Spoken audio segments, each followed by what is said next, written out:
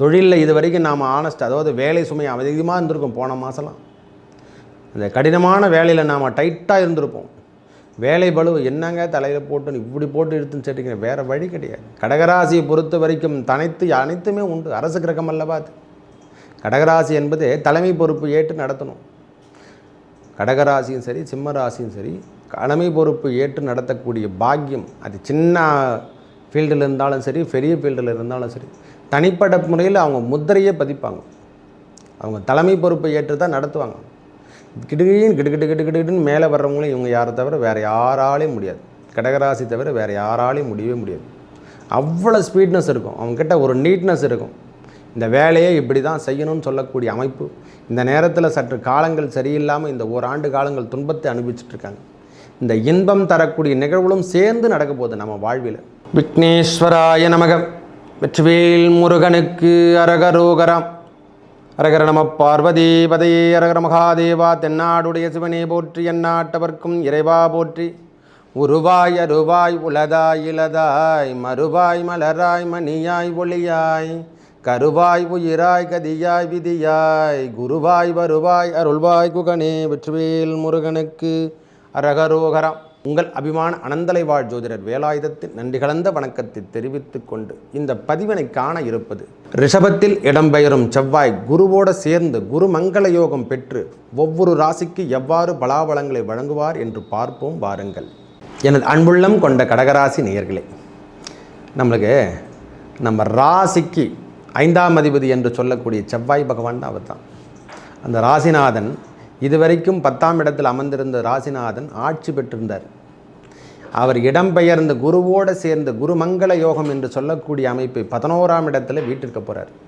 இந்த 12/7/2024 முதல் 26/8/2024 வரைக்கும் உங்கள் வாழ்வில் பெரிய பெரிய மாற்றங்களை நிகழ்க்கக்கூடிய காலங்களாக இந்த காலம் அமையப் போகிறது. தொந்தரவுலாம் கிடையாதுங்க. எனக்கு தெரிஞ்ச வரைக்கும் இனிமேல் தொந்தரவு என்பது கிடையாது. கடகராசிக்கு இனிமேல் ஒவ்வொரு நாட்களிலும் தடைகளை உடைத்து வெளியே வரப்போகிறீங்க. நீங்கள் ஒவ்வொரு நாளும் தடைகளை உடைத்து வரப்போறீங்க. முதல் விஷயம் உங்களுக்கு கிடைக்கிறது, முதல்ல இந்த மங்களம் என்று சொல்லக்கூடிய திருமண பாக்கியம் கெட்ட போகுது. முதல்ல திருமண பாக்கியம் இந்த ஆண்டுக்குள்ளே நம்மளுக்கு என்னென்ன தேவைகளை கொடுக்கணுமோ குருவோடு சேர்ந்த செவ்வாயால் முதல்ல திருமண பாக்கியம், அந்த திருமண தோஷத்தை நிவர்த்தி செய்ய போகிறார். ஐயா, அஷ்டமத்து சனி இருக்கட்டும், அது ஒரு பாகம் இருக்கட்டும். எல்லாருமே அஷ்டமத்து சனியின் தாக்கத்தை எல்லாரும் தான் அனுப்பிச்சிட்ருக்காங்க. இது வரைக்கும் பிணி என்று சொல்லக்கூடிய நோய் நொடிகளை நீக்கக்கூடிய காலங்களாக இந்த காலம் அமையப் போகிறது. தொழிலில் இது வரைக்கும் நாம் ஆனஸ்ட், அதாவது வேலை சுமை அதிகமாக இருந்திருக்கும். போன மாதம்லாம் அந்த கடினமான வேலையில் நாம் டைட்டாக இருந்திருப்போம். வேலை பளு என்னங்க தலையில் போட்டு இப்படி போட்டு இழுத்துன்னு செட்டிக்கிறேன், வேறு வழி கிடையாது. கடகராசியை பொறுத்த வரைக்கும் அனைத்துமே உண்டு. அரசு கிரகம் அல்லவா அது. கடகராசி என்பது தலைமை பொறுப்பு ஏற்று நடத்தணும். கடகராசியும் சரி சிம்ம ராசியும் சரி தலைமை பொறுப்பு ஏற்று நடத்தக்கூடிய பாக்கியம், அது சின்ன ஃபீல்டில் இருந்தாலும் சரி பெரிய ஃபீல்டில் இருந்தாலும் சரி தனிப்பட்ட முறையில் அவங்க முத்திரையே பதிப்பாங்க. அவங்க தலைமை பொறுப்பை ஏற்று தான் நடத்துவாங்க. கிடுகிட்டுன்னு மேலே வர்றவங்களும் இவங்க யாரை தவிர வேறு யாராலையும் முடியாது. கடகராசி தவிர வேறு யாராலையும் முடியவே முடியாது. அவ்வளோ ஸ்பீட்னஸ் இருக்கும் அவங்கக்கிட்ட, ஒரு நீட்னஸ் இருக்கும். இந்த வேலையை இப்படி தான் செய்யணும்னு சொல்லக்கூடிய அமைப்பு. இந்த நேரத்தில் சற்று காலங்கள் சரியில்லாமல் இந்த ஓராண்டு காலங்கள் துன்பத்தை அனுபவிச்சுட்ருக்காங்க. இந்த இன்பம் தரக்கூடிய நிகழ்வுகளும் சேர்ந்து நடக்க போகுது நம்ம வாழ்வில். எப்படி சொல்கிறதுனா, இனிமேல் நிம்மதி என்று சொல்லக்கூடிய அமைப்பை கொஞ்சம் கொஞ்சமாக கிடைக்க போகுது. உடல் உபாதை முதல்ல நோயற்ற வாழ்வு குறைவற்ற செல்வம் என்று சொல்கிறோமில்ல, அந்த நோய் இல்லாத அமைப்பை முதல்ல ஏற்படுத்தி தரப்படுறார். முதல் வேலையே நம்மளுக்கு நோய் இல்லாத அமைப்பு தான். அந்த நோய் இல்லாதன்னு சொல்லக்கூடிய அமைப்பை குருவோடு சேர்ந்த செவ்வாய் யோககாரகன் என்று சொல்லக்கூடிய, உங்களுக்கு யோகக்காரனே வேறு யாரும் கிடையாது, செவ்வாய் பகவான் தான். அந்த நோய் நொடிகளை நீக்கி நம்மளுக்கு நல்ல முன்னேற்றத்தை கொடுக்க தான் போகிறார் சுவாமி.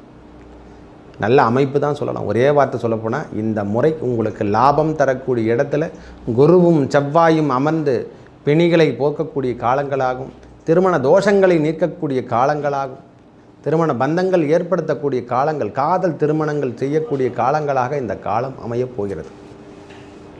ஏன்னா சுக்கிரனோட வீட்டில் அமர்ந்திருந்து குருவோட சேரும் பொழுதெல்லாம் நல்ல பாக்கியம் தரக்கூடிய நிகழ்வுகள். இது வரைக்கும் வெளியூர் போல், நான் வெளிநாடுக்கு போல் அப்படின்றவங்களுக்கு கடகராசிக்கு இது ஒரு ஆஃபரான காலம் என்று தான் சொல்லுவோம். ஒரே வார்த்தை சொல்லப்போம்.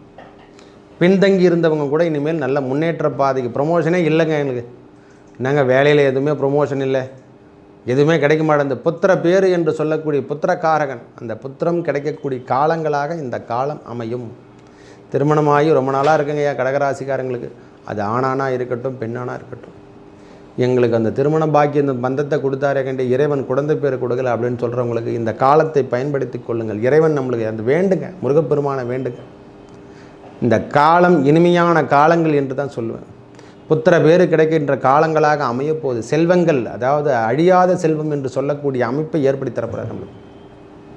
2ஆம் இடத்தில் அவருடைய பார்வை 4ஆம் பார்வை பதிதியா, சிறப்பு பார்வை 4, 7, 8 என்று சொல்லக்கூடிய அமைப்பு. அவரை வீட்டிற்கும் இடத்துக்கு நம்மளுக்கு 2ஆம் இடத்துலையும் பதிஞ்சு இது வரைக்கும் தனவரவு இருந்து வந்த பிரச்சனைகள், கடன் பிரச்சனை எல்லாத்துக்கும், நோய் நொடி பிரச்சனை எல்லாத்துக்கும் தீர்க்க போகிறார்.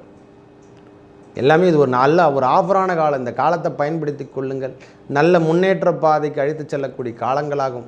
புதிய பிஸ்னஸ் தொடங்கணுமா, வேலையில் இல்லாமல் இருக்காங்க பாருங்கள், அவங்களுக்கு புதிய பிஸ்னஸ் தொடங்க போகிறோம். அதில் வழி நடத்த வரப்போகுதுங்க. கடகராசி பொறுத்த வரைக்கும் இது வரைக்கும் மைண்ட் செட்டில் ஓடாமல் நான் வேலைக்கே போக முடியல, எல்லா இடத்துலையும் தடையாதுன்னா நம்ம சுயமாக வேலை செய்யலாங்க. சுயமாக எதனா ஒரு வேலை செஞ்சு பங்க் அடையோ எதனா வச்சு நாம் பயன்படுத்தலாம். அந்த தன்னம்பிக்கை முதல்ல உருவாக போகுது. இனிமேல் தன்னம்பிக்கை வளரக்கூடிய காலம்தான் கடகராசிக்காரங்க. எல்லாத்தையும் இழுத்து மூடிட்டாங்க, சொட்டர்கட்டெல்லாம் இழுத்து போட்டு பூட்டிட்டாங்க. சாவி தெங்க தொலைச்சிட்டுன்னு தேடிங்கிறாங்க சாவியை. அந்த சாவியை தேடக்கூடிய தேவையில்லைங்க, இனிமேல் கட் பண்ணி எடுத்துடலாம், விடுங்க. தூக்கிப்பட்டு திருப்பி ஸ்டார்ட் பண்ணக்கூடிய காலம். இந்த குருமங்கள யோகம் பெரும்பொழுதெல்லாம் உங்கள் வாழ்வில் புதிய புதிய திருப்பங்களை ஏற்படுத்தி தரப்படுறார். நம்ம வாழ்வாதாரம் இப்படியே போகும்னு நினைக்காதீங்க. தயவு செய்து கடகராசியை பொறுத்த வரைக்கும் வாழ்வாதாரம் இனிமேல் பெரிய லெவலில் வரப்போகிறோம். ஒவ்வொரு நாளும் வெற்றி வெற்றி என்று சொல்லக்கூடிய அமைப்பை தடைகளை உடைத்து இதுமேல் படிக்கட்டாக மாற்றி ஒவ்வொரு விஷயம். ஐயா சனி பகவானுடைய பார்வை பதியக்கூடிய காலத்தில் எல்லாமே தோல்வி தான் கொடுப்பார். என்னென்னா தடையாக கொடுப்பார். அதை கடன் பிரச்சனை கொடுப்பார், நான் இல்லைன்னே சொல்ல. வேலை சார்ந்த விஷயத்தில் கடுப்பு கொடுப்பார். பெண்ணுக்கும் கணவன் மனைக்குள்ள 2 பேருக்கும் கருத்து வேறுபாடை ஏற்படுத்துவார். ஏன்னா இறை நாட்டத்தை நீங்கள் கொட வேண்டும். அவருடைய எண்ணமே இறை நாட்டத்தோடு நாம் இறைவனை எந்நேரமும் வணங்கணும். லௌகிக வாழ்க்கையிலே ஈடுபடக்கூடாது. நாம் படைத்த இறைவனை எந்த நேரத்திலையும் கும்பிட்டுருக்கணும் தான் அவருடைய எண்ணமே. ஏன்னா அனைத்து கிரகத்தையும் கட்டுப்படுத்தும் தன்மை சனி பகவானுக்கு கொடுத்துருக்காங்க. நல்லா சனீஸ்வரன் பட்டம் என்று சொல்லி ஏன் இதை சொல்கிறேன்னா, நீங்கள் தெரிஞ்சுக்கணும், கடகராசி தெரிஞ்சுக்கணும். இந்த காலம் இனிமையான காலங்கள். செவ்வாய் அந்த குருமங்களோடு சேரும் பொழுதெல்லாம் திருமண தோஷங்களை நீக்கக்கூடிய காலங்களாகும், புத்திரப்பேறு கிடைக்கக்கூடிய காலங்களாகும். வெளியூர் சென்று வேலை செய்யக்கூடிய பாக்கியம் ஏற்படுத்தி தருவார். ரொம்ப நாள் பேர் அவங்களுக்கு வெளியூரில் இருந்தாங்கன்னா பூர்வ புண்ணியம் என்று சொல்லக்கூடிய சொந்த ஊருக்கு வரக்கூடிய காலங்களாகவும் இந்த காலம் அமையும். ஒரு தடவை ஊரை விட்டு வெளியே போகாமல் இருக்கும், வெளியூரில் இருக்கிறவங்க ஊருக்கு நம்மளுக்கு வரா மாதிரி இருக்கும். இந்த பாக்கியங்களை ஏற்படுத்துவது இது வரைக்கும் தடை என்று சொல்லியிருந்தவர்களுக்கு புதிய பிஸ்னஸை ஏற்படுத்தி புதுசாக ஒரு ஓப்பன் பண்ண போகிறாங்க. கடகம் இனிமேல் ஒளிருமா? கண்டிப்பாக ஒளிரும்.